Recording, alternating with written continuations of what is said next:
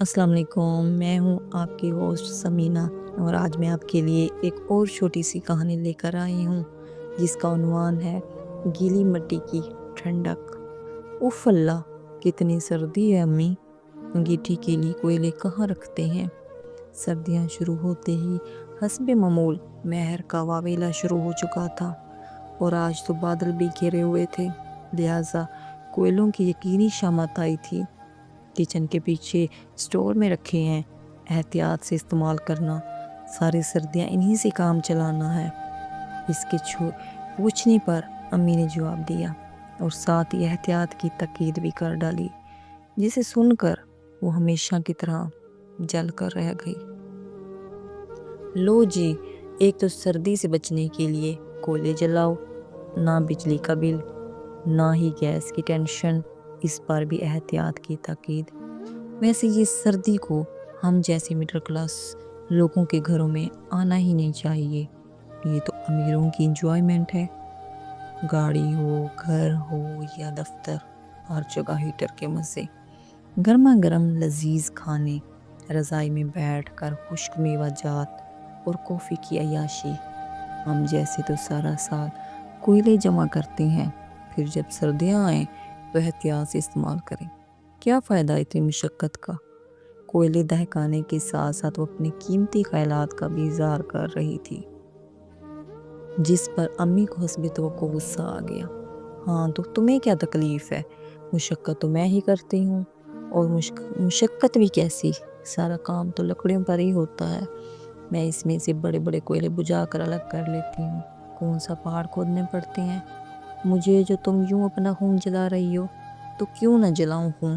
مانا کہ مشقت آپ کرتی ہیں، مگر استعمال تو مجھے ہی کرنے ہوتے ہیں۔ ہاں، اور وہ بھی احتیاط کے ساتھ۔ وہ احتیاط پر خاصا زور دے کر بولی، تب بھی آگ جسے کب سے پھونکے مار رہی تھی مچل اٹھی، اور کوئلے تیزی سے دہکنے لگے۔ اچھا بک بک بند کرو اور آ کر برتن دھو، صبح سے ایسے ہی پڑے ہیں۔ امی نے بحث سمیٹنی چاہی، یہ جانتے ہوئے بھی کہ اس پر ایک نئی بحث چھڑ جائے گی، اور وہ یہ ہوا۔ دیکھا، اس لیے میں کہتی ہوں امیروں کی موجیں ہیں، برتن کپڑے سب نوکروں کے ذمے، اور پھر بھی کبھی جو قسمت سے پانی میں ہاتھ ڈالنا پڑے تو گیزر زندہ باد۔ تو تم کون سا برف میں ہاتھ ڈالے بیٹھی رہتی ہو؟ جب بھی کچھ کرنا ہو پہلے موٹر چلا کر گرم پانی نکالتی ہو، پھر کسی کام کو ہاتھ لگاتی ہو۔ اب زبان بند کرو اور جلدی سے برتن دو، کالج سے چھٹی کی ہے تو کچھ ہاتھ بٹاؤ میرا۔ امی جو اس کے خیالات سے تنگ آ چکی تھی، مزید کوئی رعایت دینے کے موڈ میں نہیں تھی، مگر وہ بھی اپنے نام کی ایک ہی تھی۔ کوئلے چونکہ اب دہک چکے تھے، لہٰذا رضائی میں دبک گئی اور وہیں سے ہونک لگائی، کوئی برتن دھلنے والا نہیں، اور میں نہیں دھونے والی۔ اگر یہی کام کرنے ہیں تو فائدہ کیا کالج سے چھٹی کرنے کا؟ سمر دھو دے گی برتن۔ اور ہاں، اب کسی کام کے لیے مجھے آواز نہ دیجیے گا، کھانا بن جائے تو مجھے آواز دے دیجیے گا، ورنہ میں نہیں آنے والی۔ مجھے بہت سردی لگ رہی ہے۔ اس کے ان ارشادات پر امی نے بے بسی سے سمر کی طرف دیکھا، سمر جو اپنے 6 ماہ کے احمر کے ساتھ 2 دن کے لیے ماں کے پاس آئی تھی۔ ماں کا ہاتھ تھام کر مسکرا دی، کوئی بات نہیں امی، آپ پریشان نہ ہوں، بس 2 منٹ احمر کو سنبھالیں، میں بھی برتن دھو دیتی تھی۔ اس نے احمر کو ماں کے حوالے کیا اور کچن میں گھس گئی۔ امی بند دروازے کو گھورتے ہوئے نواسی کو بہلانے میں لگ گئی۔ یہ کوئی آج کا رونا نہیں تھا، بچپن سے ہی وہ سردی کی بہت کچی تھی۔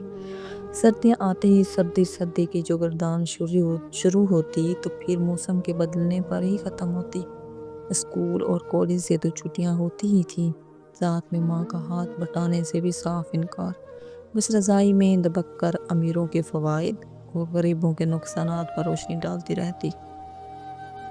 بہت سمجھایا، مگر وہی ڈھاک کے 3 پات والی بات۔ یہی وجہ تھی کہ سردیاں ختم ہونے پر اس کے ساتھ ساتھ گھر والے بھی آواز بلند کر کے شکر ادا کرتے تھے۔ اس سرد صبح کا آغاز ایک بری خبر سے ہوا تھا۔ چھوٹے ماموں کے چھوٹے سالے کا انتقال ہو گیا تھا۔ رشتہ قریبی ہونے کی وجہ سے امی اور ابو دونوں کا جانا ضروری تھا۔ رات بھی ہو سکتی تھی، لیکن مہر کو اکیلا نہیں چھوڑا جا سکتا تھا۔ تبھی امی نے اسے بھی ساتھ چلنے کو کہا۔ اس نے سیاہ بادلوں سے ڈھکا آسمان اور فضا میں ہلکی دھند کو تیرتے دیکھا تو خوب شور مچایا۔ افواہ، کیا ضرورت ہے اتنی سردی میں کہیں جانے کی، بعد میں جا کر تعزیت کر آئیے گا۔ اس نے اپنی طرف سے شاندار مشورہ دیا تھا، جس پر امی نے غور کرنا تو دور، سننا بھی گوارا نہیں کیا۔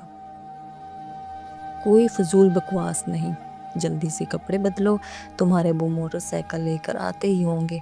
شہزاد بھائی ہے نا؟ شہزاد احمد انہی کے گاؤں میں رہتے تھے اور بھائیوں جیسے تعلقات تھے، اس لیے بوقت ضرورت کام آ جاتے تھے۔ کیا ضرورت تھی اس موسم میں انتقال فرمانے کی؟ لے کے مشکل میں ڈال دیا۔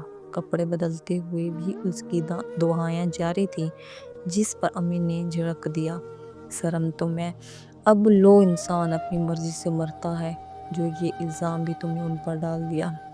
اس سے پہلے وہ مزید باتیں سنتی، ابو جو موٹر سائیکل لے کر آئے تھے گلی میں نظر آئے۔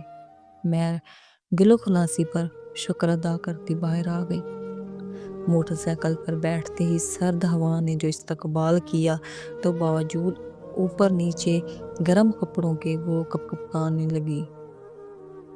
اس لیے میں کہتی ہوں کہ سردیاں امیروں کے گھر ہی اچھی لگتی ہیں۔ اب بھلا ہیٹر لگی گرم گاڑیوں میں بیٹھنے والوں کو کیا پتا کہ باہر کیسی غضب کی سردی پڑ رہی ہے۔ قریب سے گزرتی گاڑی کو دیکھ کر اسے پھر سے خود پر ہوا ظلم یاد آ گیا تھا، مگر امی نے جواب دینا گوارا نہ کیا، اور اسے شاید اس سے کوئی خاص فرق بھی نہیں پڑتا تھا۔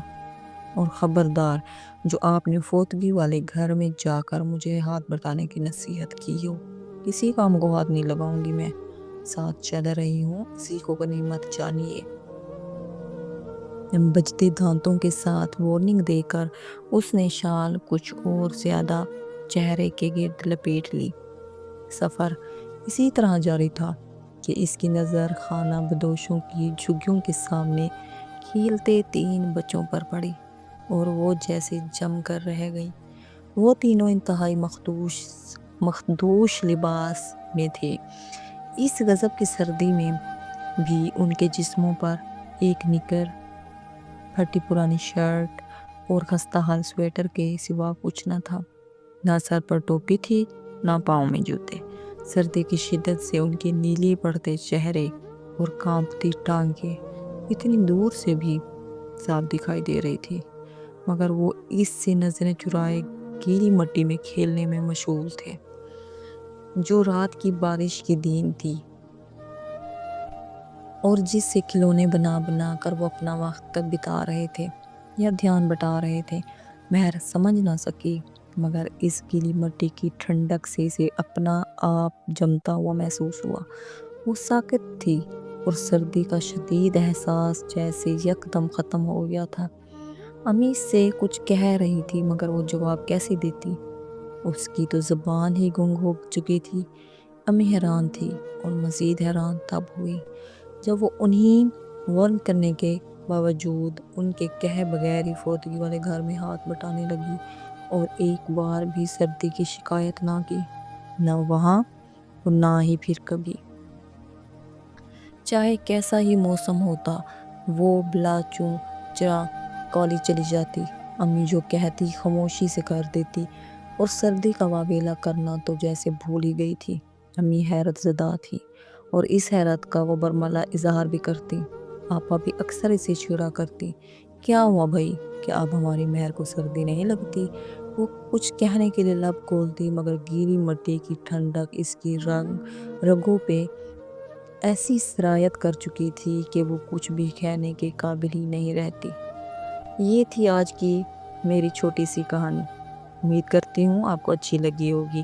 اگر آپ کو اچھی لگی ہو تو چینل کو لائک بھی کریں، سبسکرائب بھی کریں، اور کومنٹس میں بھی بتائیے گا۔ ملتے ہیں ایک اگلی ویڈیو میں، تب تک اللہ حافظ۔